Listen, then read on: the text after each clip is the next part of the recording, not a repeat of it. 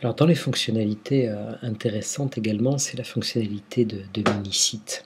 C'est-à-dire en fin de compte, avoir un site principal en tête de pont, comme ici la ville de Châteauneuf-sur-Loire, et de pouvoir par exemple intégrer un site spécifique pour le musée de la Marine de Loire, sans avoir le besoin de créer un deuxième site complet. C'est-à-dire qu'en fin de compte, on va venir créer un menu spécifique avec un environnement de ses propres articles et un bandeau bien spécifique à la marine.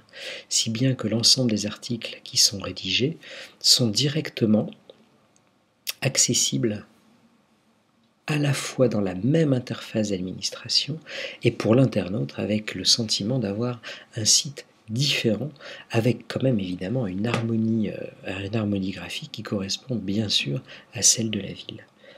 Dans les autres éléments, on va également pouvoir retrouver le A+, qui va permettre pour les personnes déficients visuels d'augmenter la taille des caractères ou de les diminuer.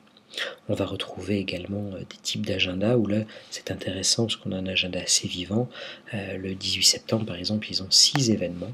Quand on clique dessus, ça vient directement ouvrir l'ensemble des 6 événements.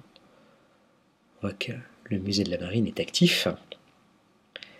On clique et on a l'ensemble du descriptif. Voilà. On peut bien évidemment rajouter des compteurs de visite. Vous voyez un site qui a déjà 35 000 visites. Et également retrouver les fonctions standards, les recherches, le contact, les flux RSS. Au niveau des contacts, voici un formulaire type que vous pouvez donc réexploiter, c'est-à-dire que les données sont directement envoyées sur une adresse email ou également directement dans l'administration de Joomla.